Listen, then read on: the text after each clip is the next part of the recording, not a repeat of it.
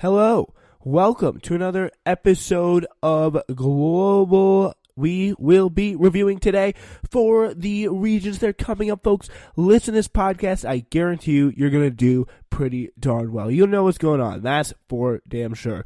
All right, so we're continuing our preparations for the Regents, and we're going to start off today's episode with World War I, taking place from 1914 to 1918.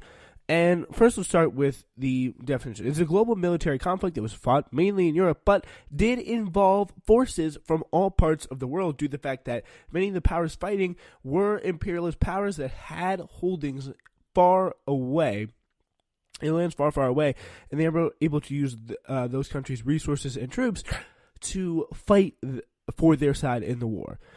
So this war took place for several important reasons. You can think of the graphic, or the mnemonic it's called, main militarism. Countries in Europe, especially Germany and Britain, built up their militaries and their supply of weapons in the late 1800s, making this war some of the deadliest war yet. It killed so many, especially through one of the most devastating facts about this was the trench warfare that took place. This was only something that really happened in World War I to a major degree, because there were guns, right? And there were heavy cannon fire. So if you just went out into a battle like in an open field, you would get absolutely destroyed. It would just be pointless. There would just be mass loss of lives. So the only thing they had to do was just build trenches, get cover, and try and protect yourself from this oncoming fire. So people wouldn't really be able to get anywhere. They'd go like 10 feet in like 2 months. Like, it would be absolutely a standoff for so much of the period of the war. And yeah, a lot of lives were lost, sicknesses, disease, all that stuff. And there was a lot of cold, bad conditions there in the trenches. It was a really rough time. For that reason, it's considered to be one of the most devastating wars, especially for countries like the Soviet Union, who just didn't have enough resources to really compete in that war. It just did not work. So you got trench warfare there. That was a big part of the war, really. And the reason why trench warfare didn't take place in something like in an event like World War II is because they had airplanes, and when you got guns and bombs coming on you from above, trenches are pretty much useless. So they had air battles, they had battles on land, and a lot of other battles. So the trenches weren't really used in World War II. So that kind of the planes, the introduction of really effective planes for war in the time period of World War II, 1930s, 1940s, that made trench warfare relatively obsolete. All right, so yeah, that's my little digression about trench warfare. But we now turn to military. We talked about militarism, alliances. Countries in Europe divided themselves into two military alliances: the Triple Alliance and the Triple Entente. The Triple Alliance was UK, France.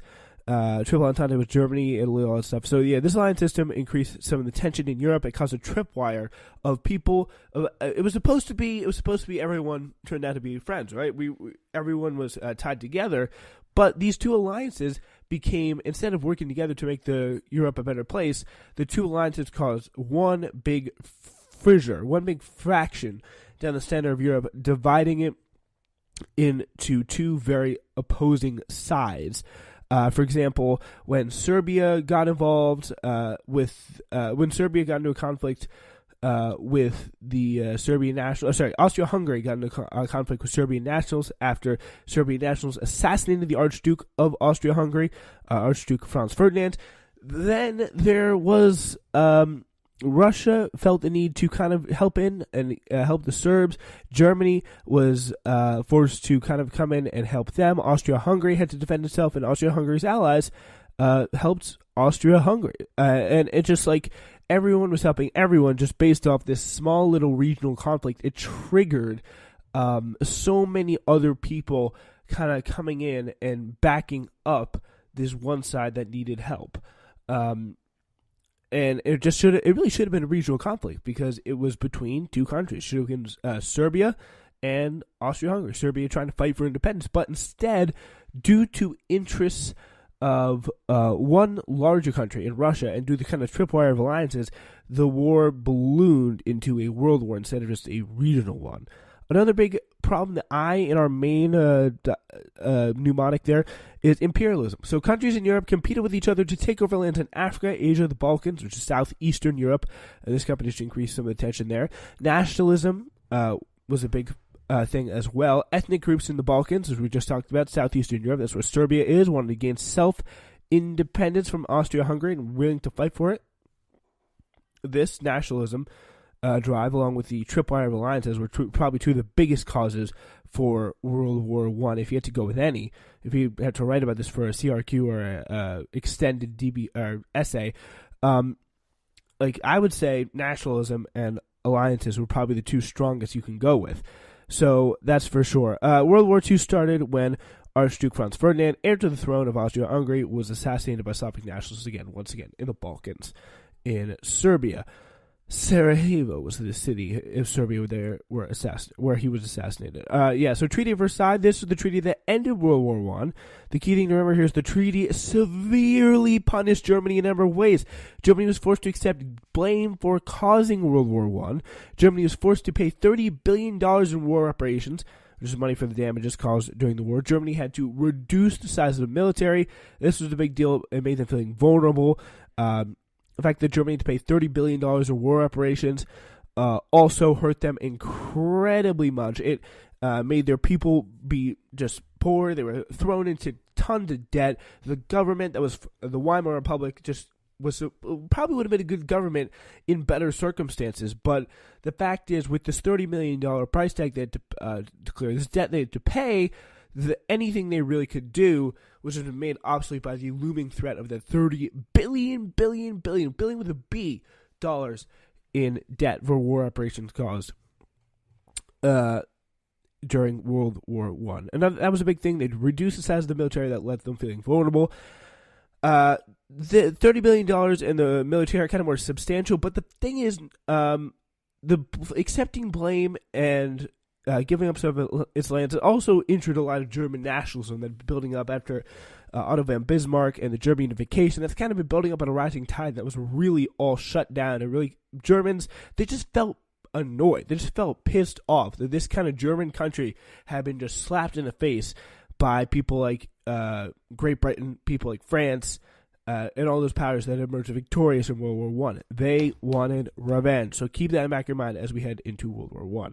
In order to provide the people of Eastern Europe with self-determination, or the right of ethnic groups to create their own governments, Austria-Hungary and the Ottoman Empire were broken apart, and much of the land was used to create new nations in Eastern Europe, such as Czechoslovakia and Yugoslavia, so now today. Another sad effect was the Armenian genocide.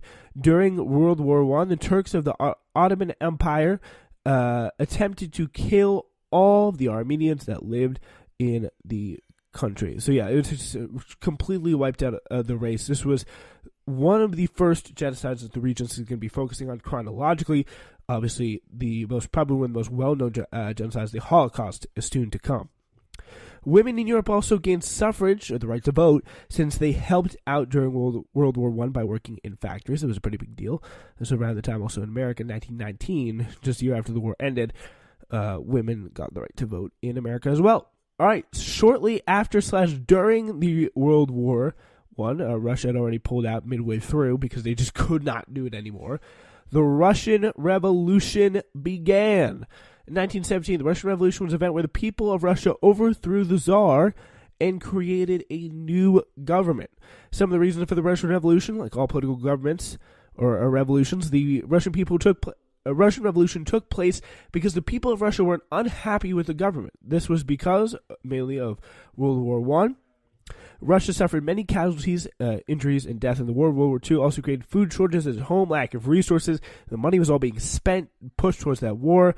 And the other guy who was spending it mostly on himself, Tsar Nicholas II.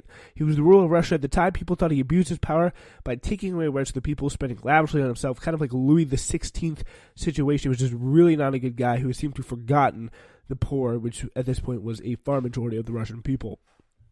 The Bolsheviks eventually formed as this Russian Revolution began to grow. This is kind of the radical extreme group that was leading the Russian Revolution.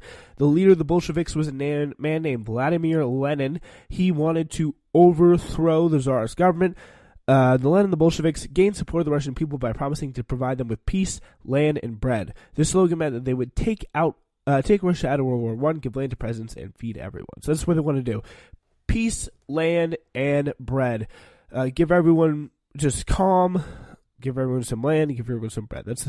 That's a big deal. That's going to get us a lot of support. If you cater to the peasants, they're going to support you, and that's exactly what happened with the Bolsheviks. So Tsar Nicholas was executed. Lenin and the Bolsheviks came to power in Russia, and Russia became a communist nation, following the ideals of Friedrich Engels and Karl Marx that we talked about in the last episode.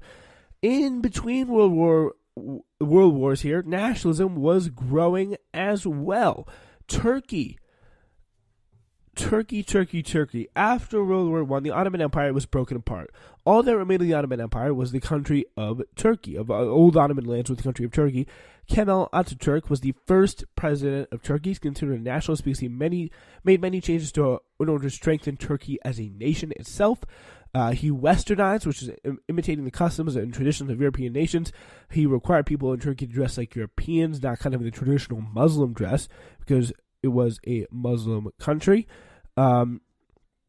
He also helped establish democracy in Turkey by giving everyone, including women, the right to vote, giving them a voice in government. Many Muslims resented Kemal Atatürk, though, because he eliminated these Islamic Sharia laws and created secular laws, which were non-religious. Also growing was the movement of Zionism. Zionism is a name for the nationalist movement of Jews, having Jews create their own ethnic state. Since Jews did not yet have their own country, the goal of the Zionists after World War I was to create an official nation for the Jews in the Holy Land, a region of the Middle East that includes the sacred city of Jerusalem. The Jews and the Palestinians, which are the Arab Muslims, they're pretty much diametrically opposed. They're fighting for this same territory here. India was also had some nationalist feelings going on within it. By the time World War I ended in 1919, India had been a colony of Great Britain for almost 200 years. After World War I, India began to increase its demands for independence, and one of the people leading the charge was Mahatma Gandhi. He's the famous nationalist leader of India who fought for independence from Britain using nonviolent methods only, such as civil disobedience or passive resistance. The Salt March was the famous event where Gandhi protested British taxes on salt by leading a peaceful march to the sea to make his own salt. Gandhi encouraged the people of India to stop buying British products like clothing that were sold in India. This made them very mad, because one of the whole points is they had a colony, it was just a free market for British companies to sell their goods into, and they kind of had to be bought because that's the way it worked. That's the way the colonial structure worked, allowing British business owners to really profit and Indian business owners to essentially be non-existent, which is how Britain really... This is one of the reasons why Britain loved having India, because there were so many people and they're all buying British goods because they had to. Another topic that we're going to look into at this present moment is totalitarianism rising between world wars. Nationalism and totalitarianism kind of linked as well. So totalitarian dictatorships are governments where one ruler has complete control over all aspects within a country. They control all political, social, and economic features of the nation. After World War I, totalitarian dictatorships were established in 3 countries under 3 men: Soviet Union with Joseph Stalin, Italy under Benito Mussolini, and Germany under Adolf Hitler.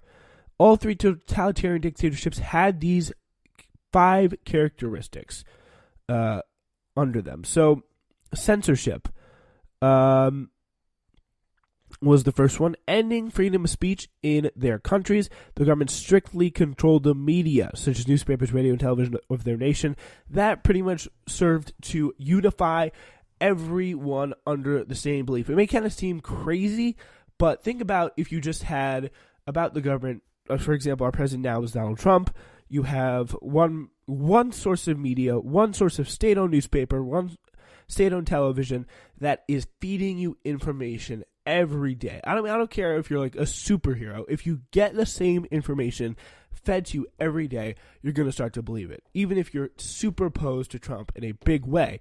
So if you hear Trump's the greatest, he's doing the best, he's just the best every single day, even if you hate Trump as much as I don't know, for example, Hillary Clinton, like, you're going to start to say, maybe Trump's not that bad.